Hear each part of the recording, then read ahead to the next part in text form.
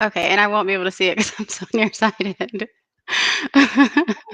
You're live now. So get this, right? Okay. Telling her that when we go on, it'll pop up on her screen saying, "Hey, you're live." She said, "I'm so nearsighted, I can't see it pop up." I was like, I "Wow." understand. It's really bad because my computer So is only like a foot and a half away. I'm driving, not that I'm driving in Brazil, but in any case, Your voice sounds a little bit like you're underwater. my voice. Well, here, let me turn up my volume. Maybe that'll boom, boom. Maybe that'll help. I don't know. So let's back up a minute. First, BK from the Rockies always beats me to the punch. For people who just came in, make sure you like, share, and subscribe because that's how this channel grows. We just had our 2000 party, and now we're at 2000.7 or something like that. And that's because so many people have been enjoying what we talk about here. We talk about three big things. We talk about money, which is my favorite subject. I love money. Money is amazing because money is my slave and not my master. Two, we talk about world travel, not just my life here in Brazil, but my friends from all over the world. And we also talk about social issues. And I think we got a lot of stuff to unpack today. We got a lot of stuff to unpack to go into today. And I wanted to first say thank you because, you know, some of the things we're going to talk about later might be kind of heavy, but we'll get to that. First, tell them who you are. Don't be shy. Who I am. So my name is Aziza. I'm an accountant. I'm also an artist. And yeah, born in New Wow. York, grew up in Philly. I live in Silver Spring now, and I'm getting ready to move to Brazil. Boom. So here's what I want everybody to do. Because it's kind of a tragedy, but here's the problem, right? Aziza is a bit modest with her talent and with her things, so she's not like me. She didn't just start by, follow me, follow my stuff, look at what I do. And so I'm gonna have to do it for her. And I want everybody, I'm gonna say follow her, exclamation point, because we need to get her up. We need to get her up. Boom. Thank you. You know, these are some of her illustrations that she's done for different things. And there are some really cool ones for kids too down here that I really enjoyed looking at. Like this one, I really enjoyed looking at. I really, really, really enjoyed that. Can you, like, is that you or who is this? What am I looking at? That was just a random children's book illustration. I was experimenting with different styles of children's book illustration, and I styled that after another artist. I was just experimenting with different brushes and different styles, and so that was one of those. Right on. See, I have no artistic talent, although I come from a family of people who are artists. We ended up really getting into it over this. Over what? Black fairy tales. Oh, yeah. Why don't we do this? Let's start, because there are three different versions. Tell them how you came about Black fairy tales and what you ended up doing. Okay. So there are some books that I remember from when I was a child by Fred Crump, and they were really meaningful for me because they were Black fairy tales, and I hadn't seen anything like that before, and I really treasured those books. And so when I got older, I was really kind of saddened to see that those books went out of print. And I wanted other children to have that same experience that I'd had. And so these coloring books are based off of the illustrations that were in those books. Now, wow, these are. Do you have a place where we can order these? Yes, on Amazon. And the link is right here on Instagram if you go to the profile. Okay. And so I want everybody to follow her profile and click on that and go check those out. Those are very. We need those. We need those. Wow, this is just pretty. You know what? You had a couple of questions. I wanna. Let's see.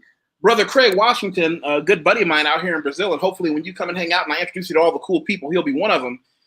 What mediums do you use? So I do traditional painting with oil and acrylic, also watercolor, and then I also do digital art, and that's the art that you see that's in like the Afrofuturistic style, and that's digital collage. Wow. Yeah, art totally not for me. Got a greeting from Mendy Knowledge. He always supports the team. Hi. You know what? I'm going to introduce you to somebody who I can actually vouch for. This guy, 3Ds to Success. I hope you and he get to chat. I don't know what the situation is like where you live. There are very few times you'll ever hear me see this. I've shaken his hand. I've looked in his eyes. We've worked out together. He's a solid brother. He's someone that I hope he can take you out for a cup of coffee and you two can shake hands. Maybe he can give you some insights, or not shake hands because you're in America. Maybe you have to have like a 6-foot long table and you push down the table to the other person like it's curling, and then coffee. Pushes the little basket with all the serve in it to you. I want everybody to check out 3Ds to Success. His channel has quite a bit of steam coming behind it. He's got a very diverse cast of people. It's a lot more polished than I am. I keep it grimy. You people know how I get down. But he's somebody that I endorse without hesitation. Yeah, her work is very good. Her work is very, very good. Actually, you know what? You actually talked about what you did as an accountant. If I'm not mistaken, you're not just you. Let me think. You are in QuickBooks, if I'm not mistaken. You're one of those QuickBooks assassins. No, I'm a QuickBooks Certified Pro Advisor. So I've used pretty much. Say that slower. I'm a QuickBooks Certified Pro Advisor. Okay. Now tell us what that means in English. So that means that I took an exam with that uses QuickBooks. So the parent company of QuickBooks is Intuit, and they have an exam that you can take to show that you are an expert in their software. And so I took that exam, and I have that certification. And so that means that if companies use that software, then I can assist them with their accounting in that software. So do you only do accounting for companies? Do you do it for regular guys like me and my friends who run businesses? Yeah, mid and small businesses, nonprofits, for-profits. I've done freelancing for pretty much all types of businesses. And what I'm going to do is I'm going to tell people to follow you professionally, and we'll show them your LinkedIn, because you've done you've done this for quite a while, actually. From scrolling back, I don't know what. Now, listen, some people know what all these things mean. If those are relevant to you, then you know she's qualified. But I don't know what AP/AR, GL, JE, QBD, QBO, etc. Yeah. You've been doing freelancing for about 5 years, data migration, accounts receivable, accounts payable, payroll management, monthly bookkeeping, accounting clean. What is accounting cleanup? Is that like if I accidentally do something illegal, can you clean that up for me? No. Money from a company, could you clean up my books? Oh, so if you said if you accidentally do something illegal. So yeah, if it's an accident, then I would explain to you how and why this is illegal, and I would fix it for you. Yeah, I would bring it back into accordance with, with GAAP and like the law. So yeah. But when you say bring it back into accordance, could I still not have to pay the money though? Could you bring me back into accordance and I just say, in the future, I won't accidentally do that again? What do you mean, and not pay me or not pay a fine to the IRS or? That's the right answer. Of course, we'll pay you. Well, Yeah. I'm not going to get you thrown out of your own association, so we'll just say you're always going to stay on the right side of the law. What's interesting is I do have some friends who are in the money business who are coming down to Brazil. You know, we have a huge number of people in the expat world who are leaving the United States, and I've been able to put together an entrant. You know what? And you can probably become part of that little cadre of people who work in finance. I worked in the financial industry for a while, and I've been able to put together you, and some of you guys know Ashley, the all-star attorney, who comes and talks to us about taxes. Here's what I'm going to do. I'm going to tell everybody to make sure. Now, I'm not in the financial business anymore. I'm fortunate I retired from that when I was 37 years old. But here I am on LinkedIn, and if anyone's interested in what I do now, probably the biggest thing that I'm working on is my expat relocation services program. That's when I help people who want to legally come to Brazil from English-speaking countries, and I do work with them through all these things, everything from visas and health cards and apartments and arranging their cell phones and their utilities and how to be here legally with a visa and what happens before they overstay and how to avoid all that. That's what I do. But I tell people to look at that second. The most important thing on my resume, I tell people all the time, whenever you work with anyone, I don't care if you're just buying something for $5, find out if they have references. Recommendations, and you know this, on LinkedIn, recommendations are those business people who say, hey, this guy knows what he's talking about. This is a guy who you can trust. And I have quite a few people under their professional LinkedIn willing to say, I am who I claim to be. And that's what makes me really proud. So I hope everybody me on LinkedIn as well. Boom, boom. So you do the QuickBooks during the day, and you're creating art and books at night? Yes. Yes. So I've also self-published several books, and I'm working on self-publishing more. I've been building my passive income, and I want to continue to build that. I see that as has a lot of potential. Well, I know you've already got some income coming from those books. So what I want to do is what we're going to have to do, and we'll do this after we do on YouTube. What I'd like you to do is talk about how you built some of your passive income through your books, through your being able to have the residuals coming through that way. That is also going to help to finance some of what you do. Because I run Patreon, and Patreon is where a lot of my more business-minded content, and I tell people Patreon is not like YouTube. Patreon is not where we go to have like fun all day and it's just like sugar and candy canes. Patreon is where we talk about business. Patreon is where we talk about how we make money and how money works for us. I'll show everyone this, and I hope everybody gets a look at it. There are different levels to it. And I'm not going to go through the self-masturbatory world of reading you through what each one does, but make sure you click that link and take a look. This is where we talk about how we got to do the things that we do, how someone built their business from the ground up with detailed instruction on what you need to log into and purchase.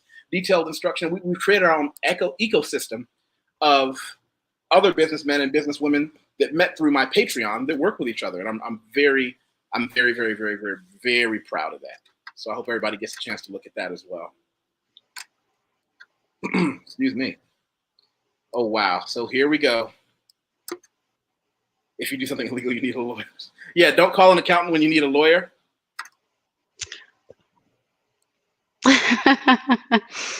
I mean, okay, I won't say anything on that. Don't call. I'm not trying to get you locked up. I don't want them to investigate your passport right before you come to Brazil. We'll have more in-depth conversation over coffee with both of our cell phones locked in a bag somewhere. We can really get down. Okay. Yeah. So I started creating self-publishing books as a side project. And so I was a teacher before I was an accountant. And I saw What do you teach? High school, social studies. And also middle school. So I just saw that there were some materials that teachers needed that they kind of struggled to find. And so I started creating workbooks. And at that time, I was a teacher at a private school. It was a Muslim school in New Jersey. And I saw that there were, children who wanted to learn like Arabic handwriting. And there just weren't a lot of resources that, like we have handwriting books for English, but I just didn't see like a similar resource for Arabic. And so I created some workbooks for that. And that's really where I started. And then I realized that there was, that there's a huge market for, for educational publishing. And, the barrier to entry for a lot of people is going to be having to master the software that you need in order to format a workbook, which is not going to be the same as. You're giving me a bunch of questions to ask, and I don't want to go by too fast. First, so how many languages do you speak and write in? Or do you speak in some? What do you speak? I speak English, but in terms of reading and writing, I can also read and write in Arabic. But you don't speak Arabic? No, I don't. I'm not fluent in Arabic. I can understand only very little. I didn't say fluent. I'm not fluent in Portuguese. And Brother Craig is not fluent in Portuguese either. But if you drop me off on the corner, of course I know where to go get, I can talk to people. But my question is it something that, like, have you been able to get any certifications for that? Because I would definitely say you could look into that. I think it's interesting because everyone I know started with speaking at first, except my Chinese friends, because they don't have nearly enough people to teach them English. So they can actually write in university level English. Some of my clients could, but if you ask them, hey, how are you? It was over.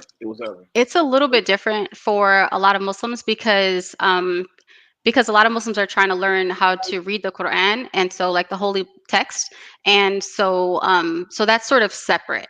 That's sort of a separate thing, like learning to read the holy text and write in it and understand what you're reading. It's very old Arabic, so it's not the same as what's being spoken, and so it's like a different sort of category. The screen froze.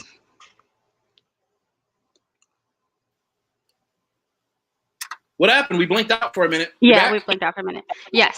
It's kind of like with Hebrew, when, some children go to Hebrew school and they learn how to read the Torah, but they are not fluent in speaking it. It's really the same sort of thing. Because it's very old. It's like a really sort of a dead language, the version that children are learning to speak. Can you hear me?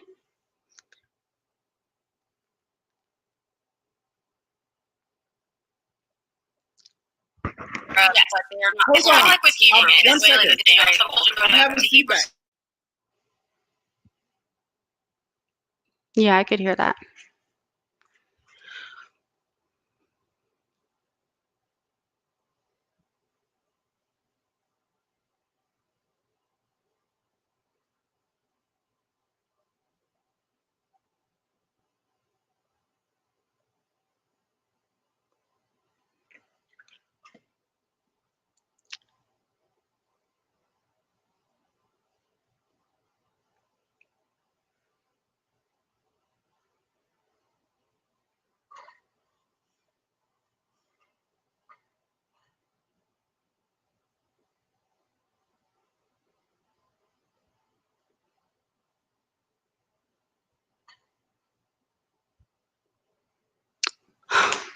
I'm still live.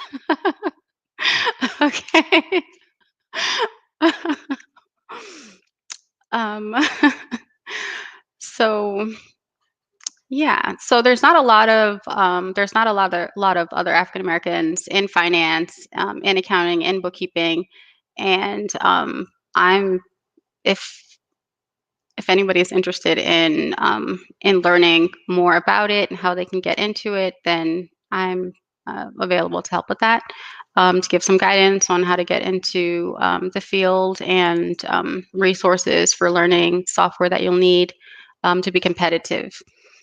And likewise, so with self-publishing, one barrier to entry for a lot of new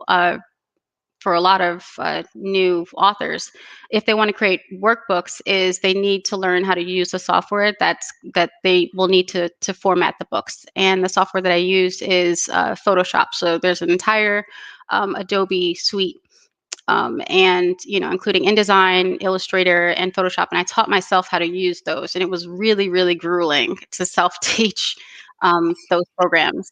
But those were absolutely essential for creating workbooks and educational materials, and it's entirely separate from the sort of formatting that you do in Word with a chapter book.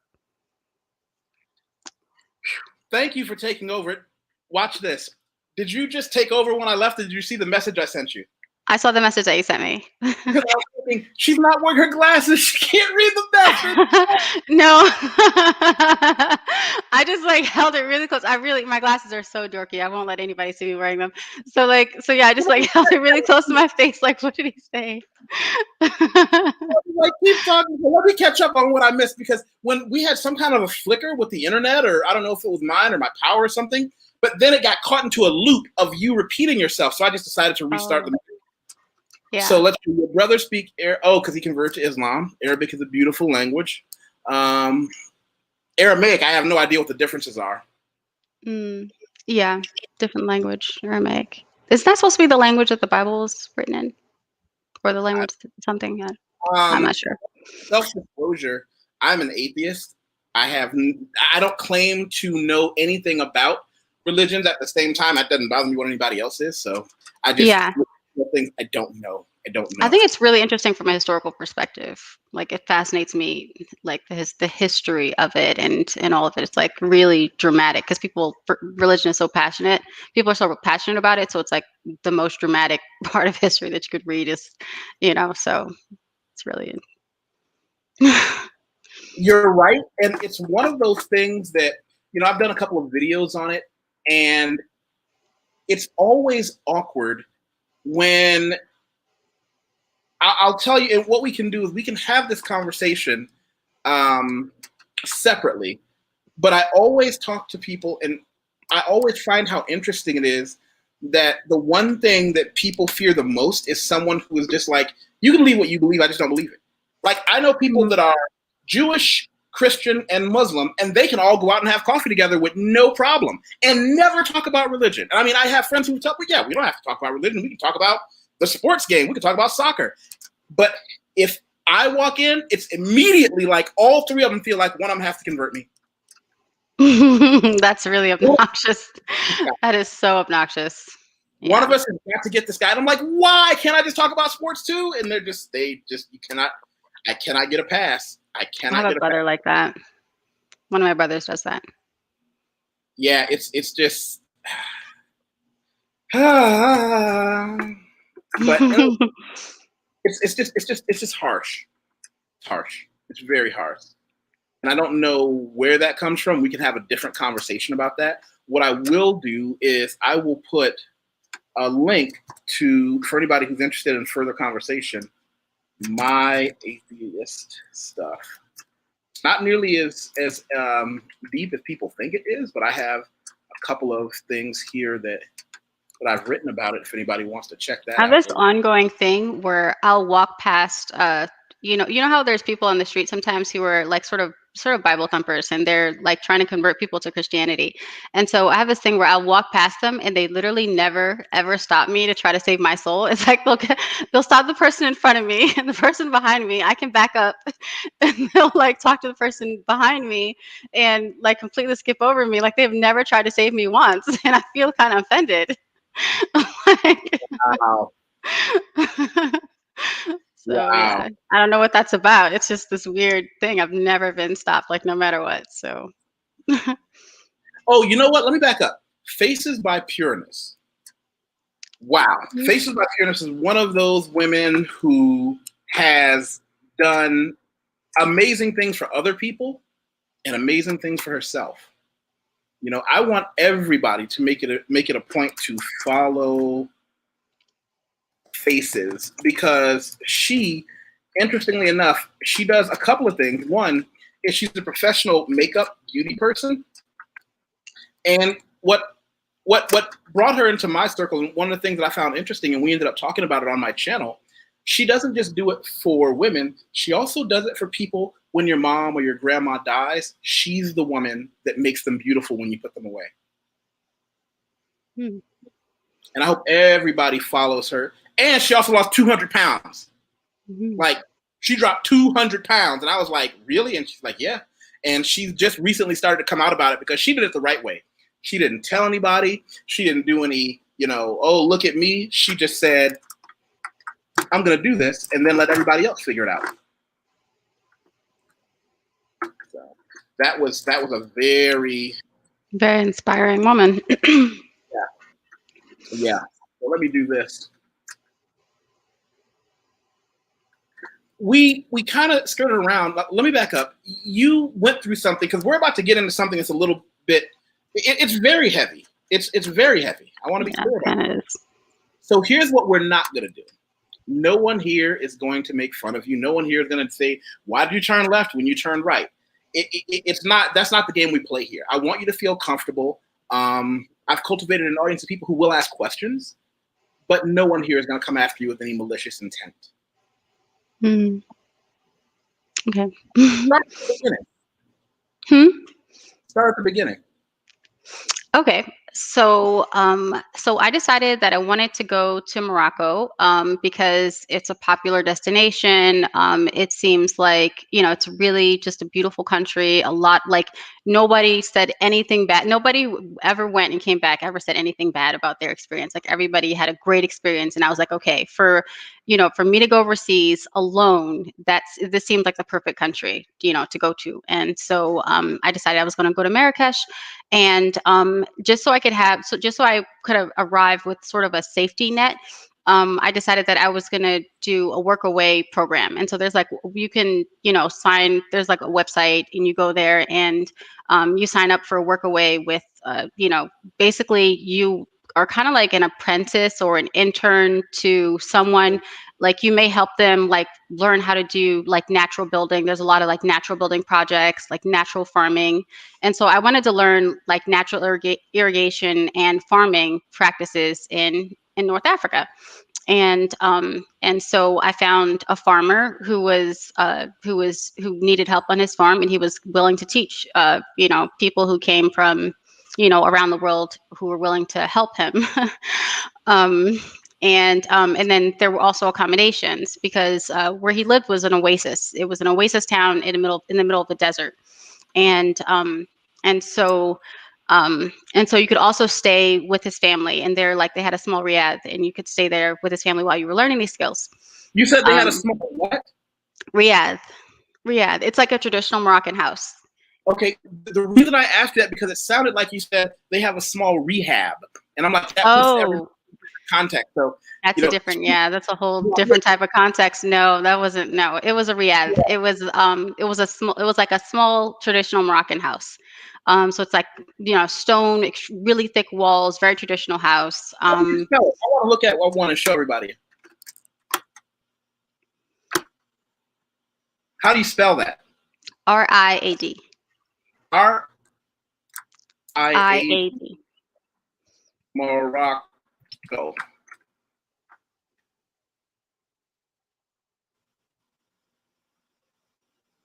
Now, you just said this guy had a small traditional riad, but what I'm getting here is not what I would call small. It might be Yeah, traditional. you're But right. It would, yeah.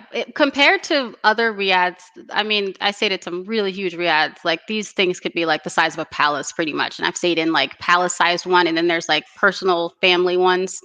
Um, so yeah, these houses are not small. Not small. you put in But, family riad. hmm? That's a Yeah, family family riad. riads. A family riad. My Small, goodness. like, there's some that get pretty small. Um, but yeah, but they're not really like, like small house, small for sure. And they're definitely bigger than, I would say, like I guess the average like house in, like, I guess, inner city North Philly um size. Yeah, so they're relatively large houses. This is They this. weren't even using all of it. Hmm? This looks like it said. It just said traditional Moroccan family, and this looks. Does this look reasonable to you? Their food and their. Yeah, yeah. Because for me, I love food from North Africa, the Middle East. Oh my goodness! When I discovered couscous and lamb, oh my goodness! There is a Lebanese restaurant we're gonna go to for some lamb. Yeah. Yeah, couscous lamb. I really love their food. Their food was really good. His mom's a great cook. Like, she can make like an amazing meal out of nothing. I would go into the kitchen, and I didn't see where she got these things from, and then she would come out like carrying this dish, this tagine, which is like their dish that's like covered.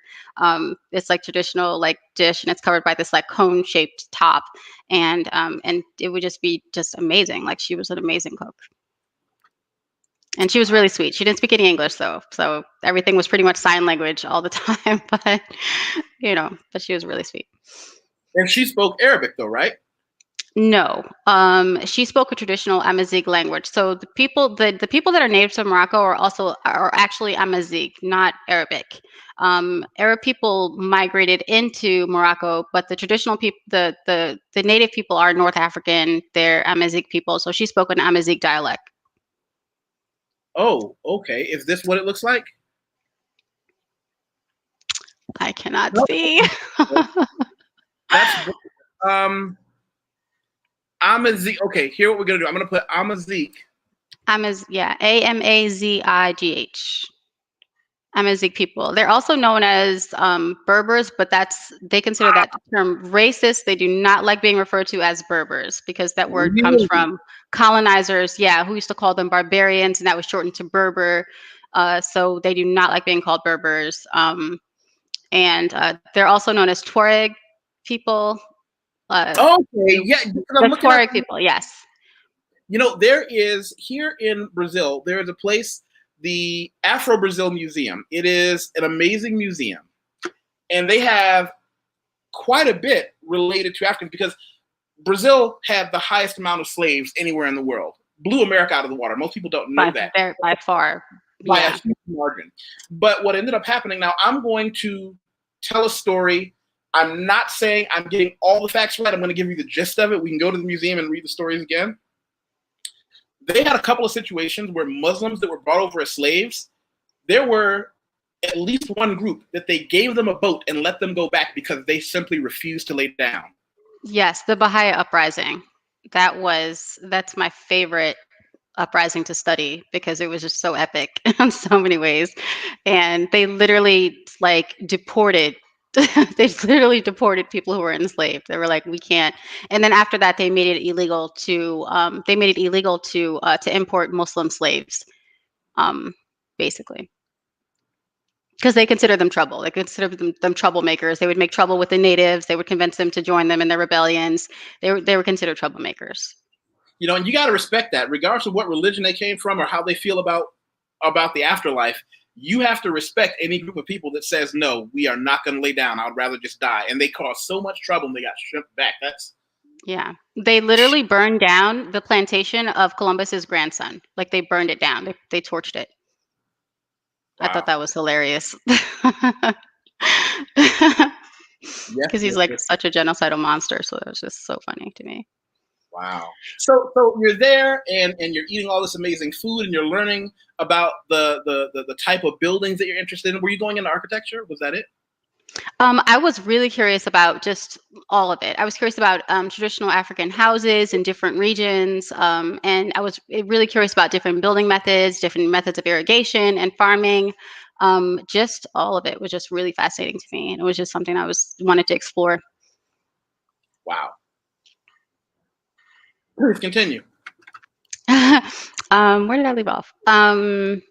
Yes, so I was doing this workaway program, and so when I first got to Morocco, I went to Marrakesh and I stayed in an artist hostel. So there was a riad, just artists from all around the world, and we didn't really do anything but listen to music, have parties, and host musicians. Traditional Moroccan musicians will come and play music, and we do painting. We would paint the walls, and it was a lot of fun. So that's what I did for the first few weeks that I was there until the workaway actually started. So I was traveling solo, but I wasn't really alone. I didn't feel like that would be safe. And so I just was okay, I'm going to try to land in a community and then I'm going to link up with this family, kind of thing. So I wasn't totally alone until the end of my trip. And so that was kind of a way to ease myself into solo traveling. But so the farmer came and picked me up from the artist hostel in Marrakesh. Is Workaway literally what it sounds like? You're going to another country and you're working in the fields, Yes, you're working, but the purpose is to learn something. So you're learning. It sounds literally just like free labor, right? But and it is. It's people from first world to sucker a bunch of college kids into working for free. Come on, kids. Absolutely. And if you think about it, it's really hilarious because it's kids from first world nations go, people from first world nations go and give free labor to people in developing nations. And that's literally what's happening. It's literally what it is. So, but the idea, the catch is that you're learning something. So you're learning traditional building methods. You're learning how to dig a well, extremely dangerous. It really needs to be like, doesn't, it sounds like, to me, it sounded like something that's like, oh, you just dig a well, shovel, but it's actually super dangerous. People die doing it, and you get seriously injured. It's like really dangerous, apparently. But yeah, so that is what it is. Like, you go there and you learn, and I want to learn traditional irrigation methods, and so that's why I was there to offer my free labor. And I thought that would be worth, my free labor would be worth that, in exchange for this knowledge. What I discovered quickly, when we got out to the farm, was that I am not built for labor. It was so bad. Dear sister, let me share a secret with you. I am a 230-pound weightlifter, Brazilian Jiu-Jitsu practitioner. I'm not built for manual labor out in the fields. Not me. Too pretty for that. Oh, wait. Brother 3D, he said, did you go to the Ganwa Music Festival? And I know there are tons of ways to spell Ganwa, but did you go to that music festival? No, I didn't make it to the music festival. You sound brokenhearted. No, because it sounds awesome. It sounds like it would be so, because I know there were so many festivals throughout the year in Marrakesh, but I wasn't there during any festivals, or not that I know of. I was there for about 4 months, but I didn't go to any festivals, unfortunately. Wow. Okay. Well, so yeah. Continue on our journey. Okay. So really, I found out within the first less than an hour that this is not going to work. So I get out of the truck. Wait. It was so bad. It was the worst labor ever. How long did it take you to figure out you were maybe less than 10 minutes, unfortunately. It was that fast. It was that fast. You pick up a shovel in 10 minutes. What did they shoot? They said walk over there, and you're like, oh, it's too hot. It was, just about like that. So I get out of the truck and I'm like, okay, so where's the farm? It's over there. So it's like a walk away. And I'm like, and I was just kind of like, why didn't we drive right up to it? Why are we walking all the way over to it? And he was like, oh, there's like irrigation, whatever. There's like equipment and stuff. And I want to like check my well before I go all the way over there and stuff, to the farm. And it's just a short walk. And for me, like, this is the desert. Okay, this is a farm in the desert, which is remarkable, but they're using irrigation. But this is the desert, and it feels like literally being inside of an oven. And so I got out of the car and immediately thought to myself, I'm gonna die. So so I was like, I'm gonna play it cool, right? Because he seemed fine. Like, he was walking around looking at things, like, giving me a tour of the farm. And then but I was like, I'm gonna die. Like, how long should I, like, can he tell that I'm like, like, am I pulling this off? I'm gonna play it cool. And so I look, I go with him to like look at a couple of things. And then like, I was just like, I can't take this. I turned him and I was like, I need air conditioning like right now, or I'm gonna pass out. Like,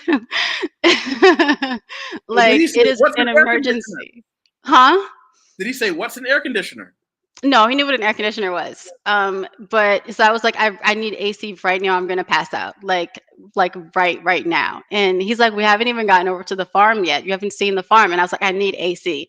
Like, so he just so happened to have like an aunt who had a house with AC that she lived about 15 minutes away. So we got back in the truck. We rushed over to her house and we literally just went over there for her AC. I just felt so rude, like, here's the corner. She needs to use your house. Yes. You haven't done the actual work. This American is dying, and she just needs AC. Like, this extremely pampered, spoiled. She thought she was gonna actually do some work, and like, she just needs AC immediately. So that's So we went there and had tea. She was really, really sweet. And so I just like stayed there in the AC for a while just to recover. And then we went back to the Riyadh because I was like, he was like, do you want to go over to the farm now? And I was like, let's go back to the Riyadh. And maybe we can go and see the farm another day. I want to be able to relax for a little bit, and maybe I'm a little dehydrated or something. I'll go like tomorrow. So but really, I didn't pick up a single tool. I just couldn't. The heat was just like unbearable. Like, it was just too much. Did you look at a map and say, hey, this is in North Africa? It might be a little warm there. But I could not imagine that like heat. Like, I didn't think, because it's a farm. Like, how does anything survive out there? Like, it was just like unfathomable. Like I assumed there would be some kind of shade or something. Like there was no shade whatsoever. It was just like just desert and these irrigation lines. And apparently, it was like to me, it was like a magic trick. Apparently, these irrigation lines were gonna, there was gonna be like a garden that was gonna sprout, from it, and they were like date palm trees were gonna grow and everything. And I was like, wow, like. I was looking at this like completely barren, like, farm. Like, okay, wow, that sounds remarkable. I don't see it, but I believe you. Um, so yeah, I realized I could not do like even like I didn't dig anything. I didn't move an irrigation line. I didn't lift a tool. I just had to go. I had to go back to the oasis. Like, so yeah. So the oasis is cooler than the desert. It's like somewhat cooler. There's like more shade and it's just kind of like a spot of, you know, so that's like the little town, and it's a very small town. Like you could walk through the entire thing in probably like 2 hours, maybe. You could just walk from in and out of the oasis from one side to the other. It was like this little small little place called Zagora, um, and so I was like, I have to go back, and and so we went back there, and the Riyadh didn't have AC, but it has the stone walls keep the inside really really cool, so they're like natural. It's like natural AC, so it's really cool inside there. um so yeah, so we went back there. But yeah, this is like the really long route. This is like the really long route to the eventual, like, what happened like much later. Really. So let me like fast forward a bit. So what I did not know while I was staying there during, for the homestay at that time, so even though I wasn't able to help, um I didn't have the good grace to leave like I should have. When I was literally not able to help at all in the farm, I probably should have just been like, I'll go. But they were really welcome, and they were like, no, you can stay. Like you can stay for it's no trouble at all. And I don't know if that was them just being extra like Oh, they were kind, being and if it's their culture. Yeah, like they weren't like, you have to leave now because you obviously can't do any work. They were like, no, it's okay, you can stay. And I probably should have insisted, but I was like, oh, okay. Oh, thank you. I'll stick around then. So I did. I stuck around and stuff. And I helped one of their sons with learning English. He was practicing his English. He was applying for a program to come over to the US. So I helped him with his English and stuff, and occasionally babysat the kids. And they did not respect my authority at all. They were all like pretty grown kids. So they weren't really kids. So they were like, no, they were like, no, we're in charge. And I was like, no, I'm in charge. And you're going to listen to me until your mom gets back. So yeah, so that was kind of, it was fun actually. Um, but anyway, so fast forward. So I did not know that the older brother, who was the farmer, had been telling everybody in this oasis that I was his fiance. I didn't know that because he didn't tell me. So, but he was telling everybody that apparently, and I didn't find this out until much, much later. And that like whenever we'd gone anywhere, like whenever I went anywhere, like he basically gave me a tour when I first got to the town. He gave me a tour of the town. I didn't know when we were going around, he was basically staking his claim so that nobody else would talk to me. He was like telling everybody that I was his fiance. Um, and so people were acting a little weird, but I couldn't understand why. Like for example, like when I would go to the market, and they would ask me, where is he? And I was like, I'm just going. What do you mean, where is he? I'm going to the market. I'm just, like, why would because he be nobody here? told you that. Yeah, Nobody told me. Nobody told me. I was the only one who did not know. Apparently I was engaged. Um so yeah, and no, I was not trying to be engaged to this guy at all. Like, no. Um and and so what happened later was he really sort of thought that he could force me to like actually get engaged to him. And so what he did was, he said his mother was going to be going away with the kids to go visit someone, and he was going to make a trip to visit his sister and take some like wedding supplies over to her. And so there was basically nobody was going to be at the Riyadh. And so they were like, okay, well, so you might as well go along with him. He's just going over to his sister's house to drop stuff off. Drop off like her, like, wedding gifts, basically, because she'd just gotten married like a couple months before that or something, or a month before. And I didn't realize that For one, we were crossing the border. We left Morocco altogether. We were in Western Sahara. I did not realize that we were crossing a border, that she didn't live in Morocco, she lived in Western Sahara. That was one thing. Secondly, this was a really scary border crossing. Like, it was like this was an extremely like heavily guarded border. Like, I did not realize that at all. Like, there were like heavily armed guards who looked trigger happy. Every couple of like, just, I don't know, like, it was like you ride for like 10-15 minutes, another like set of like heavily armed guards. You ride for another 15 minutes, another set of heavily armed guards. And every time we stopped, he would talk to them. And I didn't understand what they were saying. They asked to see my passport. They asked to see, they would, talk and everything. I still don't know what they said or whatever, but we passed through these checkpoints or whatever. And I'm like, kind of like, at this point, I'm just like, what is going on? You know what I mean? I thought that we were dropping stuff off at his sister's house somewhere in Morocco, and it was going to be like a day trip or something. And so this is longer, much longer than that. And so we get to his sister's house, and at this point I'm like, and I've been saying this for a while, I want to go back. I don't want to go here. This is like, I wasn't trying to, go this far or anything. Like, I wanted to, I was like, take me back. I want to go back right now. And he's like, no, we're going here and we're going to stay here for a while too. So, and then while we were staying there, he would like try to like get handsy with me. Um, and I would be like, like, no, like, that's not what this is at all. Like, and he just kept like trying to do that over and over again. It was like really, like, I was scared. Actually, I was like scared. I You was had like, every reason to be scared. Yeah. yeah, I was really scared because we're at his sister's house, and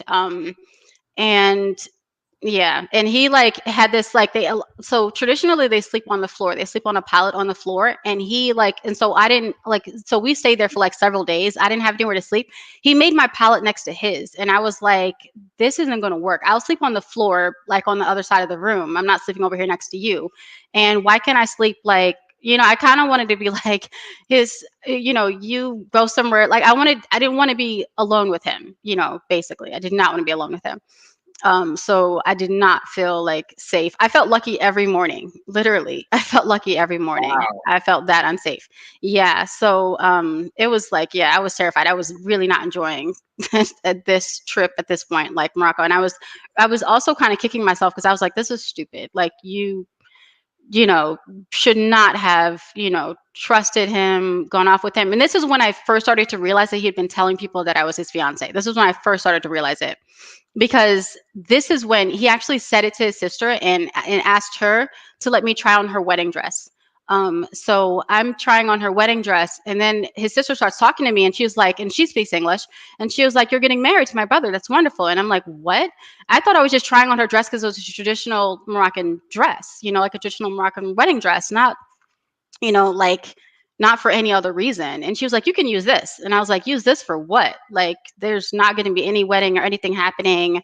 And she like really looked kind of confused. So he had been And lying to her too. yeah, he'd been lying to everybody, including like his parents, everyone. I thought that we were in a relationship and we're getting married. So yeah, he'd been lying to her. So she was really confused. And she was like, "Yeah, you all need to talk or something." So and I told her like, I want to leave. She was like, "You have to wait for, when, he can go whenever he wants to. Like, you're not, he's not, nobody's keeping him from leaving. Like, there's no, you know." But he kept saying, "Well, we have to stay like a traditional, like, for, if you visit family, that you have to stay a certain amount Yeah. of time." Like, he said that, like, so we ended up staying like 4 days. And she said, "No, it's fine. You can go. Like, if you really want to." And he's, of course, my mode of transportation. And how the heck am I going to get back into Morocco across like that crazy border crossing and everything? Um, so so yeah, like, he was like trying to feed me from his, like, with his hand, like, at like when we were eating and stuff. And then like really was like, like, no, like, we're not doing that. But he was really putting on the, really, like, laying it on thick, like the the lie of, our supposed engagement or whatever. So he had a sort of a tantrum, and he went like on the fourth day, and he kind of acted like he was going to leave me there. So he got in his truck and he left, and then he came back, and then we went back to his parents' home in Morocco. So yeah, like after that, I was like, I'm gonna leave. I'm gonna go. So then at that time, I rented an apartment in Marrakesh, in like a suburb outside of Marrakesh, which is away from Zagora. It's like back. So from this oasis town, I went back through like the desert and mountains back to Marrakesh, and I rented an apartment in the suburbs of Marrakesh, and I stayed there for the rest of my trip. Wow, that is a harrowing tale. Yeah. Nobody could have seen that coming, though. There's like, there's no Yeah. way. Like, how do you prepare for that? You can't prepare for crazy. No, you really can't. You really can't, and I was kind of like, I was annoyed with myself because I was like, I should have picked it up, but how would I have known what he was telling other people? Like when he, I trusted that, when he spoke to other people, that he wasn't like saying something so outrageous. You know what I mean? So yeah. Yeah, that was that was definitely an ordeal. And I was really like, when he had that tantrum, and he was like really angry and driving like, erratic. And also he was an alcoholic. So he was doing a lot of drinking too while he was driving.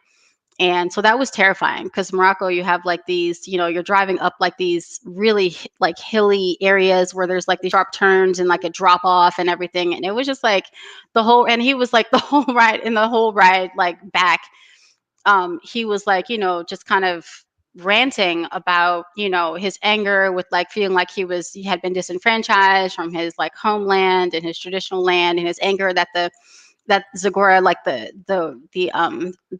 lake that had flown through that town and made it possible for the oasis to exist, had been rerouted by the government, and so that town is not gonna like survive. It's gonna dry up eventually, like it's inevitable. And so he was like raging about that, and just like, just like the whole ride. And I was like terrified. It was like such horrible, horrible experience. But yeah, I don't want that experience to like overshadow Morocco. This is probably I'm probably the only person who will ever say had any, bad experience, or, because, everybody seems to have a really great experience there. I would not do any more workaways. I'll say that. I think they could probably be awesome, but if they involve physical labor, I'm just like, okay, I know, I want to be that person who can do that, who's like building this like natural, like, I don't know, well, and, natural building and everything. But I know actually I'm the person, in the shade with my like lemonade, watching other people do that building, because I would just like, Wow. Wow. Well, wow. Well, thank you for sharing that. I mean, yeah, we definitely, that was a lot. That was a lot. Wow. Just wow. And so you didn't leave Morocco. Brother Alton said, impressed you didn't leave once you're back across the border. What kept you there? I wanted to stay in Morocco. Like I wanted to leave Zagora, but I wanted to stay in like Marrakesh, and still I didn't want that to like ruin my entire trip. And so I wanted to stay for a little while longer. I mean, I planned on actually, originally my plan was to expat in Morocco, like to relocate to Morocco. And so leaving for 4 months, after 4 months, was, me cutting my trip short because I did not have a great experience. But I did go and rent an apartment and, just try to like, stay there a bit longer and see, if I would like, be able to do more I was trying to, do more of my writing. I felt like I would be inspired by that environment because it's so beautiful and exotic and everything.